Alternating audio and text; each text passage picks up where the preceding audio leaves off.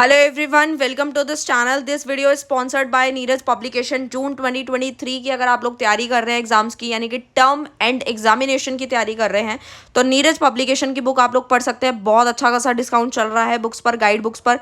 500 से ज़्यादा की बुक्स आप यहाँ पे परचेज करते हैं तो आपको 50% का डिस्काउंट मिलेगा। और साथ ही साथ अगर मैं आपको एक प्रोमो कोड देती हूँ, अगर आप वो भी यूज़ करते हो तो आपको एक्स्ट्रा डिस्काउंट मिलेगा। उसके लिए आपको एक कोड यूज़ करना पड़ेगा। कोड मैं बता देती हूँ, NEP 2023 यूज़ करें और आपको और भी एक्स्ट्रा डिस्काउंट मिल जाएगा। इससे आपको करना क्या है, नीरज पब्लिकेशन की ऑफिशियल वेबसाइट पे जाना और जाके ऑर्डर कर देना। कोई भी गाइड बुक आप परचेज करना चाहते हैं तो आप वहाँ जाके इजीली कर सकते हैं। तो डिस्क्रिप्शन में लिंक है, तो देरी किस बात की, जल्दी से जाओ और उसको परचेज करो। Hello everyone, welcome to this channel Nanak education point. Myself Heena Takkar, और आज हम बात करने वाले हैं डेप्रिसिएशन चैप्टर के। जी हाँ, डेप्रिसिएशन चैप्टर फाइनल अकाउंट के बारे में पढ़ेंगे। बीकॉम के अंदर बहुत ज्यादा इंपॉर्टेंट टॉपिक है। थ्योरी प्रैक्टिकल दोनों आता है, दोनों में चॉइस मिल जाती है। आपको मैं दोनों करा के भेजने वाली हूँ। चाहे क्वेश्चन जैसा भी आए आप आराम से कर लेंगे, चाहे इग्नू के स्टूडेंट हो चाहे DU के हो, कहीं से भी हो। डेप्रिसिएशन चैप्टर बहुत इंपॉर्टेंट चैप्टर है, ठीक है। बहुत सारे स्टूडेंट्स कंफ्यूज रहते हैं सोल वाले कि डेप्रिसिएशन आएगा या नहीं आएगा, बट डेप्रिसिएशन आपके एग्जाम्स में आया था और मैंने कहा भी था, जबकि आपके जो प्रोफेसर्स हैं उन्होंने मना कर दिया था कि डेप्रिसिएशन चैप्टर नहीं आएगा, बट स्टिल फिर भी मैंने बोला था कि आएगा क्योंकि बहुत इंपॉर्टेंट था। मैंने इंपॉर्टेंट क्वेश्चंस में भी डेप्रिसिएशन का बताया था, ठीक है। इग्नू वालों का भी जरूरी आएगा ही आएगा क्योंकि मोस्ट इंपॉर्टेंट चैप्टर है, इसको आप छोड़ नहीं सकते। चलो आओ स्टार्ट करते हैं। डेप्रिसिएशन का मतलब से स्टार्ट करेंगे। डेप्रिसिएशन की डिफाइन भी कभी कभी आ जाती है। Depreciation is the reduction in the value of asset due to wear and tear और विथ इफ्लक्स ऑफ टाइम और ड्यू टू ऑब्सोलेंस और एक्सीडेंट। कहने का मतलब ये है कि डेप्रिसिएशन का मतलब बेसिकली होता क्या है। डेप्रिसिएशन का मतलब है कि हमारी फिक्स एसेट की जो वैल्यू है वो डे बाय डे डिक्रीज होती जाती है। फॉर एग्जांपल, अगर हमने कोई सोफा खरीदा, कोई चेयर खरीदा, उसका टाइम टू टाइम जो है वो जो है उसकी वैल्यू गिरती जाती है। क्यों? क्योंकि हम लोग उसको क्या करते हैं, कहीं ना कहीं उसको यूज करते हैं, उस पर थोड़ी सी डस्ट लगती है या फिर हम उसको यूज करते करते उसमें प्रॉब्लम्स आनी स्टार्ट हो जाती है। तो डे बाय डे उसकी वैल्यू जो गिरती जा रही है, दैट इज कॉल्ड डेप्रिसिएशन। कि हमारी जो एसेट है उसकी वैल्यू में डिक्रीज होना शुरू हो गया है किसी ना किसी रीजन की वजह से, चाहे वो एक्सीडेंट की वजह से हो, चाहे वो टाइम की वजह से हो, चाहे वो किसी भी रीजन की वजह से हो। अब बात आती है रीजन कौन कौन से हैं, हमारे कॉजेज क्या है डेप्रिसिएशन के। तो सबसे पहला तो यूज ऑफ एसेट, कि हम एसेट को अगर रोज रोज यूज करते हैं, उस पर बैठते हैं, चेयर है तो उस पर बैठते हैं, रोज उसको यूज करते हैं, कभी इधर रखते हैं कभी उधर रखते हैं, ये सारी चीजें। ऑब्सोलेंस है, इफ्लक्स ऑफ टाइम है, एक्सीडेंट्स है। कोई भी मान लीजिए कोई ऐसी प्रॉब्लम आ जाती है जिसकी वजह से मान लीजिए कोई भूकंप आ जाता है, कुछ भी आ जाता है, तो उसके ऊपर इफेक्ट पड़ेगा। तो मतलब बहुत सारे रीजंस हैं, ठीक है। अब बात ये आती है फीचर ऑफ डेप्रिसिएशन क्या होता है, कौन कौन से फीचर्स है depreciation in fall of in the books value of the tangible fix asset except freehold land. मतलब फ्री होल्ड लैंड को छोड़ के डेप्रिसिएशन उस पे लगता है जो हमारी टेंजिबल फिक्स एसेट है, जिसको हम देख सकते हैं, ठीक है। डेप्रिसिएशन एक एक्सपेंस है which does not involve cash, ठीक है। ये आपको पता ही है, ऑलरेडी आप क्लास 11 से पढ़ते आ रहे हैं। आपके पेपर में कहीं ना कहीं टर्म्स भी पूछ लेता है कि अमोर्टाइजेशन क्या होता है, डिप्लेशन क्या होता है। देखो अमोर्टाइजेशन क्या होता है, अमोर्टाइजेशन एक gradual and systematic writing of a cost of intangible asset over it's estimated life. For example patent, purchase of goodwill, copyright. होता क्या है, डेप्रिसिएशन का मतलब क्या था कि जब हमारी फिक्स एसेट की वैल्यू कम होती है, लेकिन अमोर्टाइजेशन में क्या होता है कि हमारी इंटेंजिबल एसेट की वैल्यू गिरती है। जैसे कि गुडविल, गुडविल को आप देख नहीं सकते, ये आपकी इंटेंजिबल एसेट है, लेकिन अगर इसकी वैल्यू गिरती है तो उसे आप अमोर्टाइजेशन कहते हैं। पेटेंट हो गया, कॉपीराइट हो गया, जब इनकी चीजें गिरने लगती हैं तो वो अमोर्टाइजेशन का पार्ट बनता है, क्योंकि ये इंटेंजिबल है इसीलिए इसको अमोर्टाइजेशन का नाम दिया गया है। अगर ये टेंजिबल होती तो उसे डेप्रिसिएशन बोलते हैं। डिप्लेशन क्या है, ये आपके। अब बात आती है डिप्लेशन। डिप्लेशन क्या होता है, डिप्लेशन बहुत इंपॉर्टेंट है, आपके पेपर में काफी बार आया गया है। जैसे मैं आप लोगों को एग्जांपल से समझाती हूँ। जैसे कोयला है, ठीक है, ऑयल है, तो जैसे कि यहाँ पे लिखा हुआ है depletion charge is a measure of exhaustion of wasting assets such as extraction of material from quarrying mine. जैसे ही हम लोग कुछ कोयला निकाल रहे हैं, कुछ ऑयल ऑयल लेकिन जैसे ऑयल निकाल रहे हैं, तो ये सब क्या है, इसके लिए हम डिप्लेशन वर्ड का यूज करते हैं। हम ये बोलते नहीं है कि हम लोगों ने इतना प्रोडक्शन किया, बल्कि जितना चाहिए होता है इतने टन्स चाहिए, तो हम लोग क्या करते हैं उस चीज पे पहले देखते हैं कि कहाँ से कितने लोग लगाने पड़ते हैं, फिर ही जाके एग्जैक्ट हो पाती है वो चीजें, ठीक है। तो उस चीज के लिए डिप्लेशन वर्ड का यूज किया गया है। तो आओ फटाफट से, डेप्रिसिएशन के दो मेथड्स होते हैं, एक SLM होता है, एक WDV होता है। अगर हम प्रैक्टिकल की बात करें तो फटाफट फॉर्मूले देखेंगे, दोनों का एक एक क्वेश्चन करेंगे और डेप्रिसिएशन चैप्टर को बिल्कुल खत्म करेंगे। स्ट्रेट लाइन मेथड और WDV क्या होता है, इसका वन शॉट मैंने ऑलरेडी बना रखा है, अगर आपने वो नहीं देखा तो प्लीज जाकर देख लो। बहुत कम समय के अंदर मैंने दोनों का डिफरेंस समझाया था। SLM मतलब स्ट्रेट लाइन मेथड है, मतलब हर साल सेम वैल्यू से जो है वैल्यू गिरती है। यानी कि अगर 1 लाख की मशीनरी है, मैं आप लोग को लिख कर बताती हूँ, ठीक है। सपोज मैंने यहाँ पे लिख दिया कि 1 लाख रुपए की मशीनरी है, ठीक है, उसमें 10% कितना हो गया, 10,000 हो गया, तो हर साल 10,000 ही वैल्यू गिरेगी, ठीक है। लेकिन WDV में ऐसा नहीं होता। WDV में क्या होता है, जैसे 1 लाख का हम लोगों ने 10% निकाल दिया, ठीक है, तो 10% कितना हो गया, 10,000 हो गया। तो 1 लाख में से 10,000 अगर हम माइनस कर देते हैं तो बचा कितना, 90,000। फिर 90,000 का 10% निकालना है आप लोगों को, ठीक है। इस तरीके से करना होता है, मतलब हर साल अलग अलग वैल्यू गिरती है, किसमें, WDV में। लेकिन SLM में सेम हर साल 10,000 हम कम करते जाएंगे और एक टाइम पे आके दोनों की वैल्यू जीरो हो जाती है, बिल्कुल खत्म हो जाती है, ठीक है। जैसे स्ट्रेट लाइन मेथड को हम एक और नाम से भी जानते हैं। यहाँ से क्वेश्चन बहुत इंपॉर्टेंट बनता है, इसको ध्यान से समझ लो, बिल्कुल ध्यान से समझ लो। स्ट्रेट लाइन मेथड को हम एक और नाम से जानते हैं जिसको बोलते हैं फिक्स परसेंटेज और ओरिजिनल कॉस्ट। मतलब नाम से ही क्लियर है, मतलब फिक्स परसेंट से ओरिजिनल कॉस्ट, ठीक है। और फिक्स इंस्टॉलमेंट्स भी इसको बोलते हैं। तो अगर आपके पेपर में फिक्स इंस्टॉलमेंट लिखा हुआ आ गया या fix percentage on original cost को एक्सप्लेन करना आ गया तो समझ जाना कि SLM आपको एक्सप्लेन करना है। कभी कभी क्या होता है कि हमारे अकाउंट्स के पेपर में ऐसी ऐसी छोटी छोटी टर्म दे देते हैं एक्सप्लेन करने को। अगर आप लोगों ने ये वीडियो देख रखा होगा तो मैं कह रही हूँ आपको लिख कर दे रही हूँ, आप आराम से इसकी थ्योरी समझा दोगे, वो भी अच्छे तरीके से। ये नहीं कि कुछ भी अनाप शनाप लिख देना है। मैं जो आपको पढ़ा रही हूँ उसमें अच्छे खासे तरीके से फॉर्मूले लिखना है, फॉर्मूले को पूरा ऐसे एक्सप्लेन करना, तो आपको पूरे मार्क्स मिलेंगे। जैसे SLM का पूरा फुल फॉर्म लिख दिया, फिर SLM होता क्या है, जैसे कि amount of depreciation each year remain same unless there is addition on deletion from the asset, ठीक है। अमाउंट ऑफ डेप्रिसिएशन क्या होगा, तो उसका फॉर्मूला आप लोगों को पता होना चाहिए कि जितनी भी हमारी कॉस्ट ऑफ एसेट होती है उसमें से माइनस करनी है आप लोगों को estimated realisable scrap value. Scrap value होती क्या है, स्क्रैप वैल्यू का मतलब है कि कोई भी चीज, जैसे अगर मान लो हम कोई एसेट की बात कर रहे हैं, ठीक है, तो उसमें स्क्रैप का मतलब होता है कि 10 साल बाद या 15 साल बाद इस जो भी एसेट है उसकी वैल्यू कितनी रह जाएगी, उसको हम स्क्रैप वैल्यू बोलते हैं। उसको अपॉन में number of year of expected useful life से डिवाइड दे देना है, ठीक है। अगर मान लीजिए रेट ऑफ डेप्रिसिएशन भी निकालने को बोला है तो आप लोगों को पता है हमेशा जब भी डेप्रिसिएशन का रेट निकाला जाता है तो फॉर्मूला यूज किया जाता है अमाउंट ऑफ डेप्रिसिएशन लिखो पहले, मतलब पहले ये निकालना पड़ेगा उसके बाद ही रेट निकलेगा। डेप्रिसिएशन का अमाउंट अपॉन में total cost of asset into 100। ये काम आपको रेट निकालते दफा करना ही करना है, ठीक है।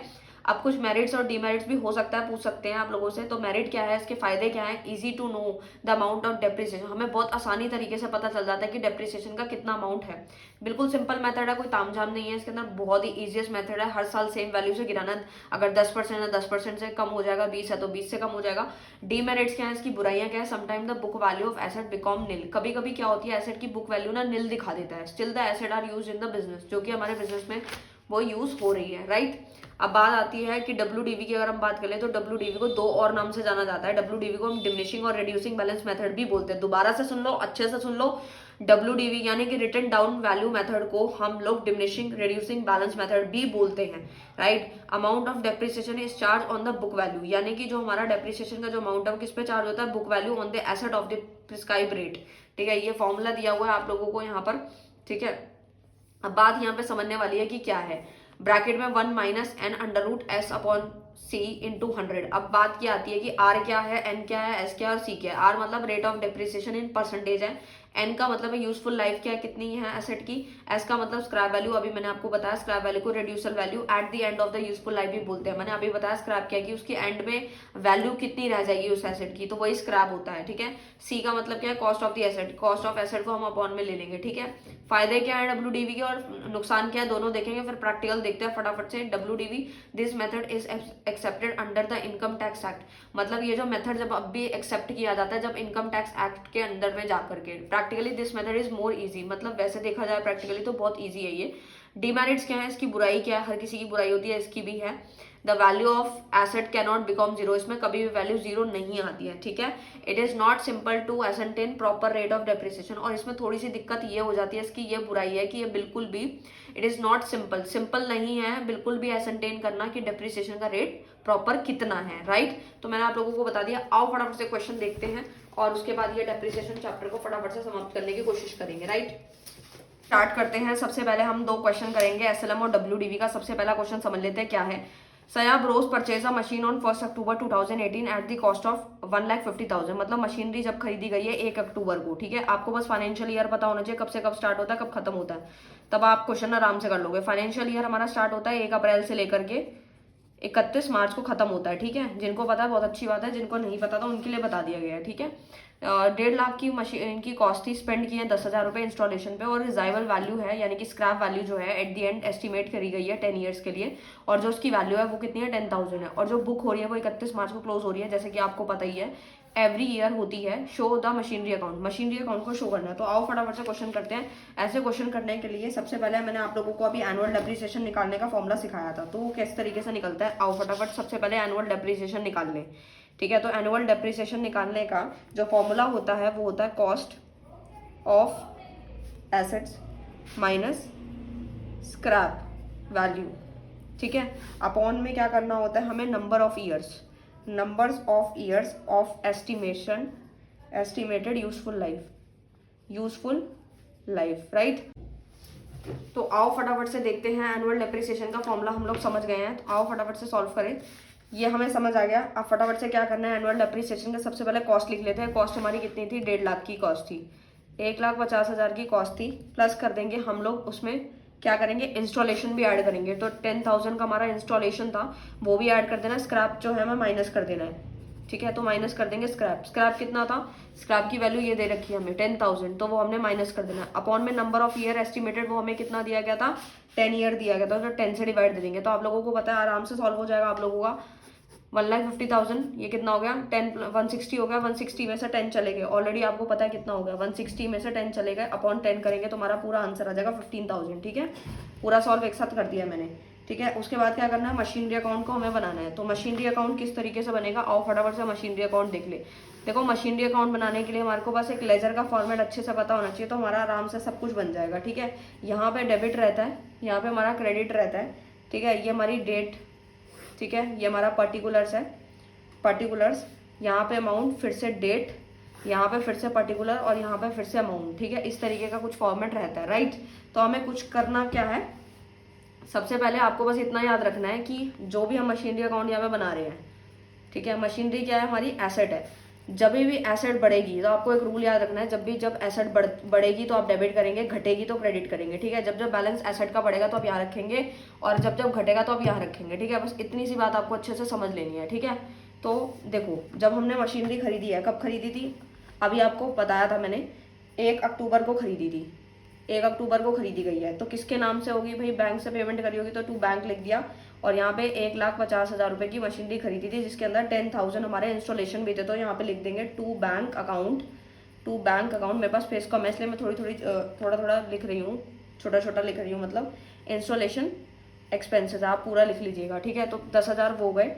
ठीक है, उसके बाद आप लोगों को पता है क्या करना है, जैसे ही ये हो गया उसके बाद हमें क्या करना है, ये हमने लिख दिया, उसके बाद इसमें डेप भी लगेगा। डेप कितना लगेगा यहाँ पे बताया गया है। ठीक है, यानी कि ये 15,000 रुपये हमने ये निकाल लिया। ये तो एनुअल डेप्रिसिएशन था, लेकिन हमें कितना परसेंट निकालना है। ठीक है, तो आपको ये तो पता लग ही गया होगा कि कितना परसेंट निकलता है। ठीक है, यानी कि पहले हम लोगों को क्या निकालना होता है कि परसेंट कैसे निकालेंगे, तो फॉर्मूला आप लोगों को ऑलरेडी पता है, तो 10% के हिसाब से निकाल देंगे। ठीक है, 10% के हिसाब से निकालेंगे तो कितना हो जाएगा, हमारी डेट फिर से कौन सी होगी, 31 मार्च। ठीक है, 31 मार्च 2019 की अगर हम बात करें, ठीक है, तो हमारा डेप लगेगा जी। डेप कब लगेगा, जब हमने खरीदी कब थी, 1 अक्टूबर को खरीदी थी। ठीक है, तो 31 मार्च को हमारे क्लोजर अकाउंट, तो हम लोग 1,50,000 इंटू 10/100 कर देंगे, और 6/12 इसलिए करेंगे क्योंकि हमारी मशीनरी अक्टूबर में लाई है। ठीक है, 1 अक्टूबर को आई है, तो अक्टूबर से लेकर के अक्टूबर टू हमारा मार्च तक का लगेगा, तो कितना हो गया, 6/12 हो गया। तो 6/12 इसको पूरा सॉल्व करेंगे, 7,500 आ जाएगा। ठीक है, इतनी आपको समझ आ गई होगी, बस अब कुछ नहीं करना। अब इसको क्लोज कर दूं। ठीक है, अब दोनों का बैलेंस देखो, दोनों का बैलेंस कितना है, तो 1,50,000 और ये कितना हो गया, 10,000 कितना हो गया, 1,60,000 हो गया। यहाँ पे सेम वही अमाउंट आ जाएगा, 1,60,000 आ जाएगा, क्योंकि हमने डेबिट क्रेडिट की सारी एंट्री डाल दी। लेकिन यहाँ पे बैलेंस तो हमारा 7,500 का है, तो अब हम क्या करेंगे, यहाँ पे बैलेंस कम आ रहा है, तो क्या करेंगे, बाय बैलेंस क्या लिख देंगे, बाय बैलेंस CD लिख देंगे, इसको इसमें से माइनस कर देंगे। ठीक है, तो आप लोगों को इतनी चीज़ें तो पता ही हैं। ठीक है, मैं करके दिखा रही हूँ आप लोगों को। 160 है, ठीक है, 160 में से माइनस कर देना 7,500, कितना आ गया आपका, आ गया 152500। ठीक है, इस तरीके से है। फटाफट से कैलसी से कर रही हूँ ताकि क्वेश्चन फटाफट सॉल्व हो जाए। ठीक है, इस तरीके से है, मैंने रफली लाइन खींची है फटाफट। ठीक है, तो ये हो गया। अच्छा, उसके बाद क्या करना है, उसके बाद दोबारा से हम लोगों को क्या करना है, 2019 एक यहाँ तो अकाउंट क्लोज हुआ है, तो यहाँ से 1 अप्रैल से फिर से चालू कर देते हैं।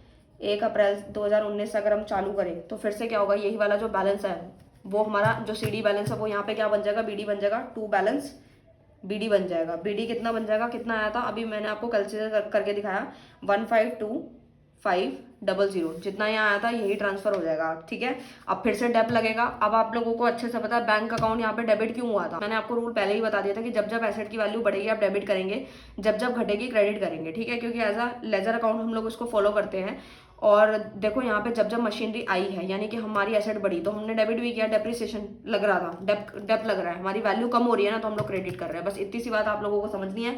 पूरा क्वेश्चन इसी तरीके से सॉल्व होगा। अब जितनी बार डेप्रिसिएशन लगेगा यही लगेगा। ठीक है, तो देखो अब फिर से क्या करना है, यहाँ पर हमारे अकाउंट कब क्लोज हो रहे हैं, फिर से 31 मार्च को होंगे, लेकिन कब होंगे, इस बार 2020 को होंगे। ये 19 वाली एंट्री थी, ये 20 वाली एंट्री थी, एक एक छोटी छोटी चीज बता रही हूँ आप लोगों को। ठीक है, 2020 को फिर से यहाँ क्या लिखेंगे, बाय डेप्रिसिएशन। और इतना तो आप लोगों को पता ही है कि 2 हमारा डेबिट साइड में 2 लगाते हैं हर एंट्री के आगे, और क्रेडिट साइड जो होती है उसके एंट्री के आगे हम लोग बाय लगाते हैं। ठीक है, तो फिर से डेप लगेंगे। डेप कितना लगेगा, अभी मैंने आप लोगों को बताया था ऊपर डेप्रिसिएशन कितने का निकला था, 15,000 का डेप्रिसिएशन निकला था, तो 15,000 रुपये आपको यहाँ पे डाल देना सीधा सीधा।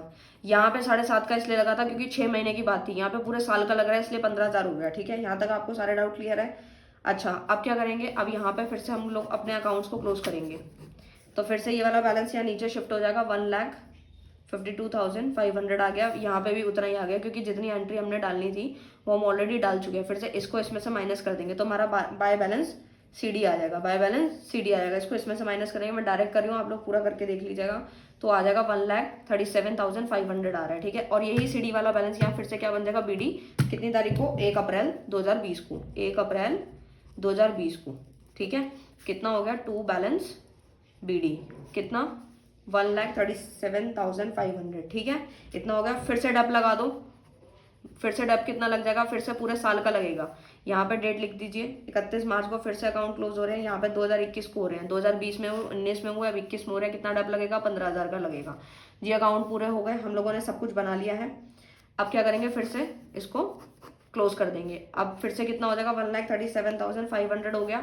यहाँ पे भी 1,37,500 हो गया। अब इसको इसमें से माइनस करेंगे, फिर से क्या आ जाएगा, बाय बैलेंस CD आ जाएगा, कैरेट डाउन आ जाएगा। ठीक है, तो वो कितना, 122,500। ये CD और BD मैंने अलग से एक वीडियो बना रखी है, अगर आप वो चाहते हो देखना तो देख सकते हो, उसमें डिटेल में बता रखा है CD BD क्यों होता है। ठीक है, क्या होता है, एक चीज बताई थी। ठीक है, अब फिर से यही वाला बैलेंस यहाँ ट्रांसफर होगा, यहीं पे ट्रांसफर करना है इसको। तो यहाँ लिखेंगे 1 अप्रैल 2021 को हमारा टू बैलेंस BD आ रहा है, कितने का आ रहा है, 1,22,500। ठीक है, तो ये हमारा पूरा क्वेश्चन सॉल्व कर दिया है मैंने आप लोगों को। आई होप आपको पूरा दिख रहा होगा। ये पूरा का पूरा क्वेश्चन मैंने A से लेकर Z तक सॉल्व करने की कोशिश की थी। आप स्क्रीनशॉट लेना चाहो ले सकते हो, दोबारा देखना चाहो तो आराम से इसको देख सकते हो। मैंने एक एक चीज आराम से समझाने की कोशिश की थी। ठीक है, तो स्टूडेंट फटाफट से WDV का क्वेश्चन देखते हैं और इसको खत्म करने की कोशिश करेंगे, डेप्रिसिएशन चैप्टर को। तो आओ देखते हैं। A firm purchase an old truck for ₹2 lakh on 1 अप्रैल 2019। एक फर्म ने जो है एक पुराना ट्रक खरीदा है 2 लाख का 1 अप्रैल 2019 को। डेप्रिसिएशन चार्ज हो रहा है 20% पर एनम के हिसाब से। WDV फॉलो करना है हम लोगों को। The truck was sold on 1 अक्टूबर 2020, यानी कि हम लोगों ने जो 2019 में 1 अप्रैल 2019 को हम लोगों ने खरीदा है और 1 अक्टूबर को उस फर्म ने इस ट्रक को बेच भी दिया, कितने में, 1,60,000 में। ठीक है, जबकि खरीदा 2 लाख में था। और हमें ट्रक अकाउंट बनाना है for the year ending 31 March 2020 and 2021 का हम लोगों को निकालना है। तो आओ फटाफट से क्वेश्चन करना देखते हैं। बहुत इजी क्वेश्चन है, आपको आराम से समझ आ जाएगा, WDV मेथड भी समझ आ जाएगा। मैं बहुत बेसिक सा क्वेश्चन ले रही हूँ ताकि हर एक बच्चे को इजिली समझ में आ सकते। ठीक है, तो सबसे पहले ट्रक अकाउंट, ये भी हमारी एसेट है। फिर से वही रूल लगाना है आप लोगों को, जब जब हमारी एसेट बढ़ेगी डेबिट कर देना है, जब जब घटेगी क्रेडिट कर देना है। यानी कि जब जब खरीदा है हम लोगों ने, ठीक है, तो सारा इधर ही आएगा, डेप लगेगा इधर आ जाएगा। ठीक है, सेल होगी क्रेडिट कर देना। ठीक है, नया अगर कुछ खरीदेंगे तो यहाँ आएगा। वैसे मैंने और क्वेश्चन के हिसाब से भी आप लोगों को बता रही हूँ। फटाफट से देखो यहाँ पे एंट्री कैसे होगी, 2019 1 अप्रैल, क्योंकि 1 अप्रैल को हम लोगों ने क्या खरीदा है, 1 अप्रैल को हम लोगों ने यहाँ पर जो है खरीदा है। तो क्या लिखेंगे, टू बैंक अकाउंट 2 लाख, क्योंकि वो जो हमने ट्रक खरीदा वो 2 लाख में खरीदा था, तो हम लोगों ने यहाँ पे लिख दिया। उसके बाद क्या करा है हम लोगों ने, 31 मार्च को अगर हमारा जो मतलब 2019 1 अप्रैल को हमारा सेशन स्टार्ट हुआ है, तो कब खत्म होगा हम लोगों का फाइनेंशियल ईयर, 2020 में 31 मार्च को खत्म होगा, तो 31 मार्च को डेप लगेगा, उसका डेप्रिसिएशन लगेगा, और अभी बताया 20%। ठीक है, तो देखो फटाफट से 2 लाख रुपए का, 2 लाख का मैं अगर 20% निकालती हूँ तो कितना आ रहा है, 40,000 आ रहा है। तो यहाँ पे हम लिख देंगे 40,000 डेप लगा दिया। ठीक है, बस यही करना था हम लोगों को। उसके बाद अकाउंट को क्लोज कर दो फटाफट से। अकाउंट क्लोज करेंगे तो ये वाला अमाउंट ज़्यादा, डेबिट साइड वाला ज़्यादा है, तो 2 लाख यहाँ आ जाएगा और सेम 2 लाख इधर आ जाएगा। ठीक है, अब इस 2 लाख में से ये चीज़ कम आ रही है, जब कम आ रही है तो 2 लाख में से 40,000 माइनस करेंगे तो कितना आ जाएगा यहाँ पे, बाय बैलेंस CD।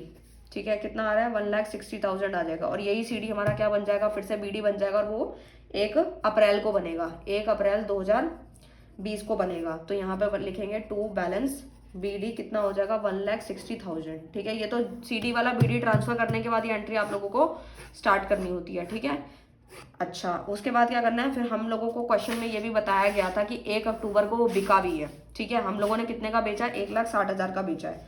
ठीक है, तो अब हम क्या करेंगे, सबसे पहले कि 1,60,000 में हम लोगों ने बेचा भी है उसको। ठीक है, जबकि हमने खरीदा कितने में था, 2 लाख में खरीदा था। तो हम लोग इसका क्या करते हैं, फिर से यहाँ पे डेप लगाने की कोशिश करते हैं। जैसे 1 अक्टूबर की बात करें 2020 की, तो यहाँ पे लिखा भी कितना है, 1 अक्टूबर 2020 की बात हो रही है, कितने में, 1,60,000 में। लेकिन अगर हम 1,60,000 के हिसाब से अगर निकालेंगे, कैलकुलेशन करेंगे तो किस तरीके से करेंगे वो समझ लो आप। सबसे पहले क्या करना है, 1,60,000 ले लो आप। पहले 1,60,000 का आपको क्या करना है, पहले 20% निकाल देना है। 20% आपका आया 32,000। उसके बाद आपको 6 मंथ्स के लिए निकालना है, इंटू 6 डिवाइड बाय 12। ठीक है, कितना आ गया, 16,000 आ गया। तो 16,000 आपका डेप्रिसिएशन आपको पता लग गया होगा किस तरीके से लगा है, क्योंकि हमारी वैल्यू कितने की थी, वैल्यू थी 1,60,000। ठीक है, मैं लिख रही हूँ पूरा बाय डेप करके लिख रही हूँ, जैसे मैंने आपको निकाल के दिखाया। 1,60,000 का आप लोगों को 20% तो निकालना था फॉर 6 मंथ, 6 महीने के लिए निकालना है, क्योंकि आपका 6 महीने का इसलिए लग रहा है क्योंकि 6 महीने तक ही आपके पास रहना है। ठीक है, तो कितना हो गया, 16,000 आ रहा था, 16,000 हमने यहाँ पे डाल दिया। ठीक है, आई होप आपको यहाँ तक क्लियर है। उसके बाद क्या करना है, उसके बाद हम लोगों को यहाँ पे सीधा हमारी जो वैल्यू थी वो कितने की थी, मतलब जो हमने सेल की है, सेल कितने की प्रोसीड हुई है, 1,60,000 की हुई है। ठीक है, अब 1,60,000 कैसे हुई आप लोगों को अच्छे से पता, अभी यहाँ पे लिखा भी था, तो यहाँ पे मैं लिख देती हूँ अक्टूबर 1 बैंक अकाउंट क्यों भाई, सेल करिए, पैसा जो है हमारे पास आ गया, कितना आ गया, 1,60,000 भाई, 1,60 में बिका तो पैसा आ गया, तो यहाँ लिख दिया। ठीक है, इतना हो गया। अब आपको क्या करना है, सिंपल सा अकाउंट को क्लोज कर देना है।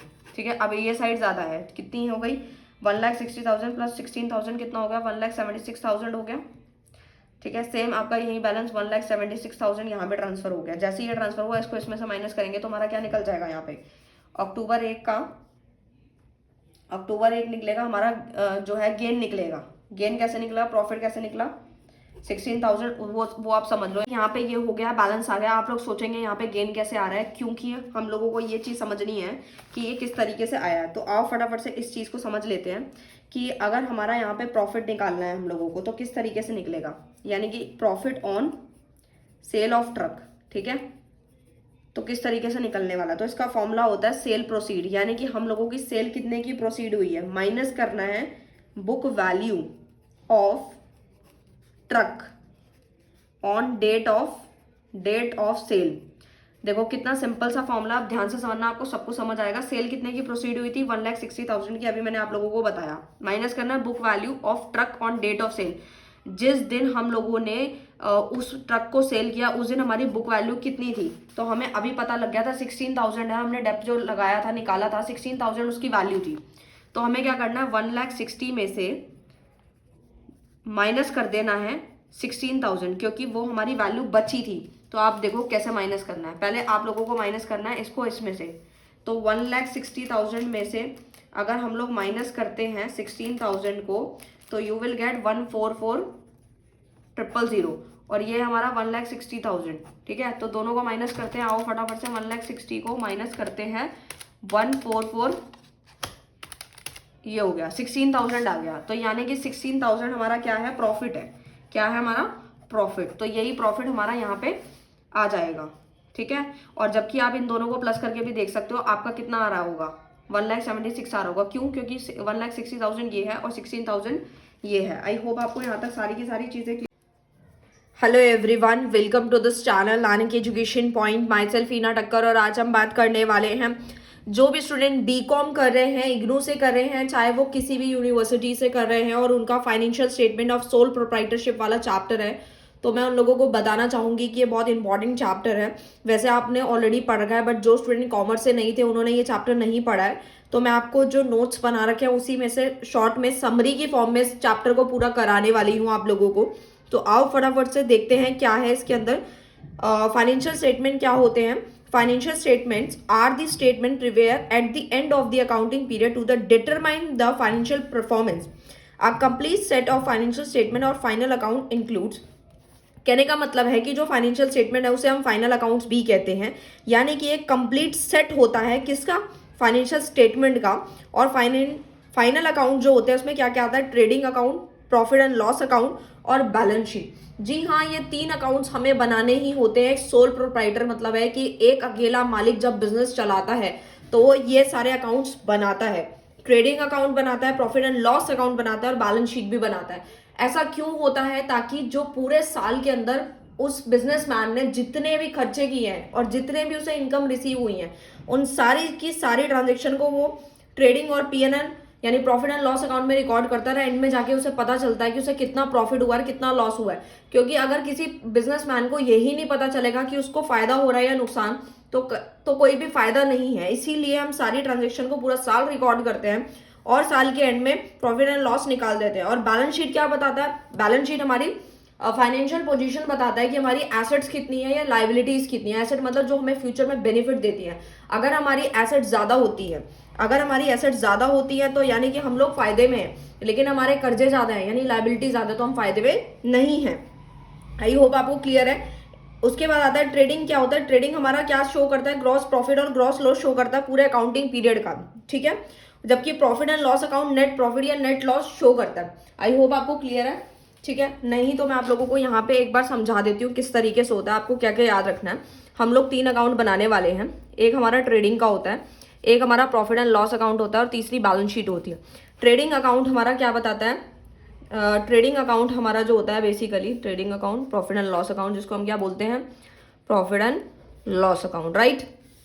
अच्छा, तो ट्रेडिंग अकाउंट जो होता है वो हमें दिखाता है ग्रॉस प्रॉफिट, ठीक है, या फिर ग्रॉस लॉस, यानी कि दोनों में से कोई एक चीज होती है, ठीक है। जबकि प्रॉफिट एंड लॉस अकाउंट में हमें ग्रॉस नहीं होता, नेट पता चलता है, नेट प्रॉफिट कितना है या फिर नेट लॉस कितना है, या तो प्रॉफिट होता है या लॉस होता है। और फाइनेंशियल पोजीशन बैलेंस शीट हमें क्या बताती है?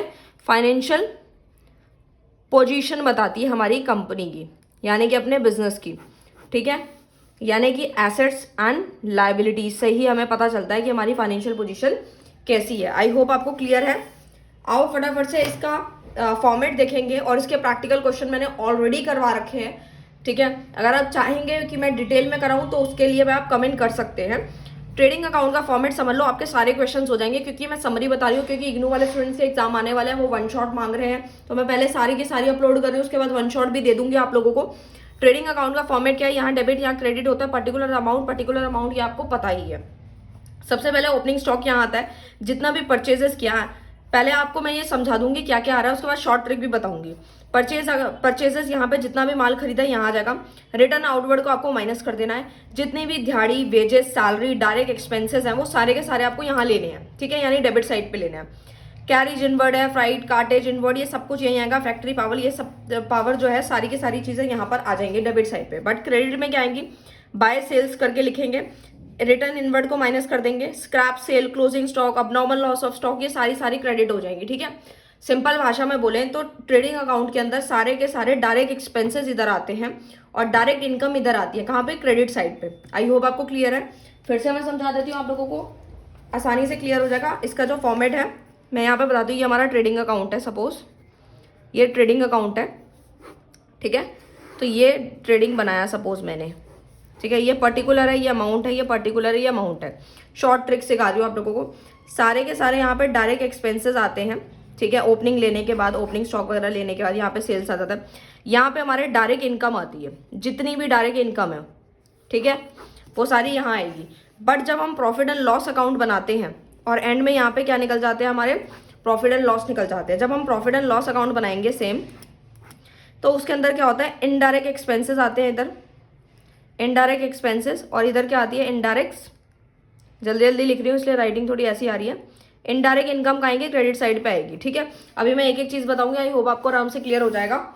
देखो यहाँ पे सारे के सारे ये सारी चीजें आ जाएंगी, आई होप आपको क्लियर होगा। नेक्स्ट हम लोग चलते हैं अपने प्रॉफिट एंड लॉस अकाउंट के फॉर्मेट की तरफ। तो देखो ये रहा हमारा प्रॉफिट एंड लॉस अकाउंट का फॉर्मेट, जिसमें हमें समझना है ये डेबिट ये क्रेडिट है हमारा, ठीक है। ये पर्टिकुलर अमाउंट है, ठीक है। अब मैंने आपको बताया था कि प्रॉफिट एंड लॉस अकाउंट में क्या आता है, सारी की सारी इनडायरेक्ट एक्सपेंसेस इधर आते हैं और इनकम इधर आती है। तो कैसे याद रखना है आपको, बस इतना याद रखना है, प्रॉफिट एंड लॉस अकाउंट कौन सा अकाउंट होता है, नॉमिनल अकाउंट का रूल क्या होता है, debit all expenses and loss है, credit all income and gains, यानी जितने भी खर्चे और नुकसान है उनको डेबिट कर देना है, और जितने भी इनकम है और जितने भी फायदे हैं वो सबको हमें क्रेडिट करना है। तो वही हम कर रहे हैं। देखो अब क्या क्या आ रहा है इसके अंदर, वो ध्यान से समझो। सैलरी है, रेंट, स्टेशनरी, टेलीफोन एक्सपेंस है, इंटरनेट, सारे के सारे खर्चे ही तो है। डेप्रीसिएशन, ये सारे इनडायरेक्ट खर्चे हैं। सारे खर्चों को हमने क्या कर दिया, डेबिट कर दिया। यही हमारा नॉमिनल का रूल था। अगर मान लो आप पेपर में भूल जाते हो कि प्रॉफिट एंड लॉस अकाउंट में डेबिट साइड पे क्या लिखना है, तो याद रखना ये नॉमिनल अकाउंट है, सारे खर्चे डेबिट साइड ले लेना है, नुकसान भी सारे डेबिट साइड लेने हैं, और इनकम हमारी क्रेडिट साइड आएगी। यानी कुछ भी जब पैसा अर्न हो रहा है यानी रिसीव कर रहे हैं, तो सारा का सारी इनकम है ना, तो बस आपको आंख बंद करके क्रेडिट करना है। जैसे rent receive, discount earn, commission मिल गई, इंटरेस्ट रिसीव हो गया, बैड डेट रिकवर हो गया, जो पैसा डूबने वाला था वो भी रिकवर हो गया, तो पैसा आ रहा है ना, तो मतलब हमने क्रेडिट कर दिया।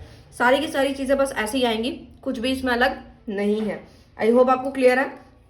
आओ फटाफट से बैलेंस शीट देखते हैं। फ्रेंड फटाफट से बैलेंस शीट देखते हैं। बैलेंस शीट बहुत ही आसान है। बैलेंस शीट के अंदर इधर जो है लाइबिलिटीज आती हैं, इधर हमारी एसेट्स आती हैं, यानी जितना भी कर्जा होगा, लाइबिलिटी है, वो हमें पे ऑफ करनी होती है, वो सारी यहाँ आती है। मतलब कुछ नहीं करना, पहले आपको कैपिटल ले लेना है, कैपिटल का अमाउंट लेना है, उसके बाद नेट प्रॉफिट को ऐड करना है और ड्राइंग को माइनस करना है। बस दो चीजें याद रखनी है, कैपिटल को आपको यहाँ लिखना है, उसके बाद नेट प्रॉफिट ऐड करना है, ड्राइंग माइनस करनी है। बाकी सारी लाइबिलिटीज आप ले लेंगे, loan, bank overdraft, sundry creditor, bills payable, यानी कि सारी लाइबिलिटी इधर आ जाएगी। एसेट्स कौन सी होती है, जो हमें फ्यूचर में बेनिफिट्स देती हैं, यानी कि कहीं ना कहीं जैसे कौन कौन सी एसेट्स होती है, tangible, intangible, current, non current, सारी आ जाएंगी। गुडविल हो गई, land and building, plant and machinery, furniture, investment, debtors, closing stock, bills receivable, ये सारी क्या है हमारी एसेट्स हैं जो हमें फ्यूचर में बेनिफिट्स देती हैं, ठीक है। करंट कौन सी होती है, ये मैंने ऑलरेडी आप लोगों को ये सारी की सारी चीजें ऑलरेडी पढ़ा रखी हैं, तो मैं मानती हूँ कि आपको आते होगा। और इन दोनों का बैलेंस इक्वल आना चाहिए। दैट मीन्स अगर हमारी बैलेंस शीट जो है, अगर लाइबिलिटी और एसेट दोनों मैच करिए, दैट मीन्स हमने बैलेंस शीट बिल्कुल सही बनाई है। और अगर बैलेंस मैच नहीं हो रहा होगा एंड में, तो यानी कि कुछ गड़बड़ है, ठीक है। ये ऑटोमेटिकली ये मैच करता है, ठीक है। उसके बाद हम चलते हैं नेक्स्ट चैप्टर पे, जो कि हमारा एडजस्टमेंट वाला चैप्टर है, adjustment in preparation of financial statement. इसमें कुछ नहीं करना, आपको बस एंट्रीज याद रखनी है कि स्टूडेंट्स। अब हम देखते हैं adjustment in preparation of financial statement. ये चैप्टर बहुत ईजी लगेगा अगर आपने ये टेबल याद कर लिया तो। अगर आप बुक से पढ़ेंगे तो आपको हो सकता है मुश्किलें आए, बट ये चैप्टर अगर आपने यहाँ से देख लिया, वीडियो से देख लिया, तो आपको आराम से समझ आ जाएगा। तो बहुत ईजी है, कुछ नहीं करना, बस ध्यान से समझना है कि कहाँ पे एंट्री होने वाली है, ठीक है। सबसे पहले मैं आपको एडजस्टमेंट बताऊंगी, एडजस्टमेंट एंट्री भी बताऊंगी। मैं मान के चलती हूँ जर्नल एंट्री में आपको बिल्कुल दिक्कत नहीं आएगी, क्योंकि मैंने रूल बहुत अच्छे से करा दिए, ट्रेडिशनल मॉडर्न दोनों करा दिए। अगर आपने वो वीडियो देखा नहीं है तो प्लीज जाकर देख लो। अगर वो देख लिया तो आपका जर्नल एंट्री कभी भी डाउट नहीं करेगा, ठीक है। तो एडजस्टमेंट है क्लोजिंग स्टॉक की, तो एडजस्टमेंट एंट्री बताऊंगी और फिर पता लगेगा कि ट्रेडिंग अकाउंट के क्रेडिट साइड आएगा, डेबिट में आएगा, पीएनएल में आएगा या नहीं आएगा, बैलेंस शीट में किस साइड आएगा। तो ऐसे कुछ हमारी एंट्रीज हैं, ठीक है, जो कि 14 है, जो आपने कर ली तो आपको डेफिनेटली सब याद आ जाएगा। क्लोजिंग स्टॉक है, तो क्लोजिंग स्टॉक में आपका ये कहाँ जाएगी एंट्री, एडजस्टमेंट है ये, ट्रेडिंग अकाउंट के क्रेडिट साइड पे जाएगी, पीएनएल में नहीं आएगा, बैलेंस शीट में एसेट साइड पे आ जाएगी, ठीक है। अच्छा, उसके बाद है आउटस्टैंडिंग एक्सपेंसेस। ये कहाँ जाएगी, ये हमारे एक्सपेंसेस हैं जो कि ट्रेडिंग अकाउंट में प्लस हो जाएंगे, पीएनएल के डेबिट साइड जाएंगे और बैलेंस शीट के अंदर लाइबिलिटी साइड पे चले जाएंगे। आई होप आपको क्लियर है। उसके बाद आएगा प्रीपेड कहाँ जाएंगे, हमारे एक्सपेंसेस यानी माइनस हो जाएंगे, पीएनएल में भी एक्सपेंसेस है, माइनस हो जाएंगे, एसेट साइड में आ जाएगी बैलेंस शीट के अंदर। इनकम रिसीव हुई है तो कहाँ जाएगा, ट्रेडिंग अकाउंट में नहीं आएगा, प्रॉफिट एंड लॉस अकाउंट के अंदर इनकम की साइड जो है माइनस हो जाएगा, इनकम से माइनस हो जाएगा, और बैलेंस शीट के अंदर लाइबिलिटी साइड पे ये आएगा। डेप्रीसिएशन कहाँ जाएगा, डेप्रीसिएशन ट्रेडिंग में नहीं आएगा, पीएनएल के डेबिट साइड पे आएगा, बैलेंस शीट में एसेट में से माइनस हो जाएगा। बैड डेप्ट्स कहाँ जाएंगे, बैड डेप्ट ट्रेडिंग में नहीं आएंगे, पीएनएल में डेबिट साइड पे आएंगे, और बैलेंस शीट जो है माइनस डेटर में से माइनस किए जाएंगे एसेट साइड में। देखो ये बैड डेब्ट्स वाली एंट्री इंपॉर्टेंट है, ये थोड़ी ज्यादा अच्छे से कर लेना, कुछ कुछ एंट्री ज़्यादा इंपॉर्टेंट जो आ सकती है, ठीक है। बाकी फुल फ्लेज क्वेश्चन आएगा, वो मैंने ऑलरेडी करवा रखा है आप लोगों को। अगर आप डिटेल में पढ़ना चाहते हैं तो उसके लिए भी आराम से कमेंट कर सकते हैं। प्रोविजन फॉर डाउटफुल डेब्ट है, वो कहाँ जाएगा, ट्रेडिंग में नहीं जाएगा, पीएनएल की डेबिट साइड पे जाएगा और साथ ही साथ डेटर में से माइनस हो जाएगा। तो आप एंट्री नंबर 7 और 8 को बहुत अच्छे से कर लो, क्योंकि ये हो सकता है काफी बार पूछा जाता है। Provision for discount on debtor, ये भी इंपॉर्टेंट है, ट्रेडिंग में नहीं आएगा, पीएनएल में डेबिट साइड आएगा और माइनस होगा डेटर में से। तो आपको बस याद रखना है तीनों की एंट्री बिल्कुल सेम है, ठीक है। मैनेजर की कमीशन है, वो भी आपके ट्रेडिंग में नहीं आएगी, ये भी सेम है, पीएनएल का डेबिट साइड जाएगा और ये लाइबिलिटी साइड पे आएगा एज अ करंट लाइबिलिटी, ठीक है। अच्छा, उसके बाद आता है आईओसी, क्या है, इंटरेस्ट ऑन कैपिटल है, वो आपका ट्रेडिंग में नहीं आने वाला, डेबिट साइड जाएगा पीएनएल के और बैलेंस शीट के अंदर कैपिटल में ऐड हो जाएगा। जो मैंने आपको अभी बैलेंस शीट समझाई थी उसी के अंदर कैपिटल में जब भी एंट्री दिखेगी आपको प्लस करना है, ठीक है। उसके बाद goods distribute among staff members को गुड्स डिस्ट्रीब्यूट किए हैं, तो वो क्या होगा, such goods shown in credit side पे आएगा, परचेज में से माइनस कर देंगे और हमारे पीएनएल के अंदर डेबिट साइड एज स्टाफ, ठीक है, वेलफेयर एक्सपेंस के नाम से आ जाएगा और बैलेंस शीट में ये नहीं आएगा, ठीक है। ये छोटी छोटी एंट्रीज है जो पूछ सकता है, आपको थ्योरी में भी पूछ सकता है, प्रैक्टिकल हो तो आपको पता ही है। उसके बाद आता है drying of goods for personal use है, आपको पता ही है जब भी पर्सनल यूज के लिए निकालते हैं ड्राइंग होता है, तो ड्राइंग का क्या होगा, value of such good minus किस में से करेंगे, परचेसेस में से माइनस कर देंगे, ठीक है, ऊपर की तरफ। पीएनएल में हमारा नहीं आएगा, बैलेंस शीट के अंदर value of such goods will be minus from capital in the liability side, यानी कैपिटल में से माइनस कर देना है, राइट। नेक्स्ट आता है नॉर्मल लॉस है, ट्रेडिंग में नहीं आएगा, पीएनएल की डेबिट साइड पे आएगा और बैलेंस शीट में जो है हमारी कंसर्न एसेट में से माइनस कर दिया जाएगा। तो बस आपको इतनी चीजें याद रखनी है, आपको ज्यादातर 7, 8 और 9 वाली एंट्री ज्यादा अच्छे से करके जानी है, क्योंकि डेटर्स वाली एंट्री बहुत अच्छे से पूछता है, प्रोविजन वाली पूछता है। बाकी फुल प्लेज क्वेश्चन आएगा, जब आप करेंगे तो जीएसटी प्लीज करके जाए, क्योंकि बहुत सारे बच्चे ऐसे थे जो डीयू के अंदर अभी पेपर देने गए थे और उन्होंने ट्रेडिंग पीएनएल बैलेंस शीट उन लोगों को बहुत अच्छे से आता था, बट वो एंड में जीएसटी वाला टॉपिक देख के नहीं गए थे। आईजीएसटी सीजीएसटी वैसे तो बहुत आसान है, मैंने ऑलरेडी करा रखा है, आप 11th वाली प्लेलिस्ट में जाओगे वहां मिल जाएगा, ठीक है। तो जो भी स्टूडेंट है उसको डिटेल में देखना चाहते हैं तो कमेंट कर सकते हैं, अदरवाइज जरूर देख के जाएं, क्योंकि हो सकता है ये बिल्कुल कॉमन सी चीज़ है कि जीएसटी आपको पता ही है कि कितना इंपॉर्टेंट है, हर एक क्वेश्चन में मिलता है, तो वो जाहिर सी बात है पूछ सकते। सो मिलते हैं नेक्स्ट वीडियो में नेक्स्ट टॉपिक से। Thank you so much.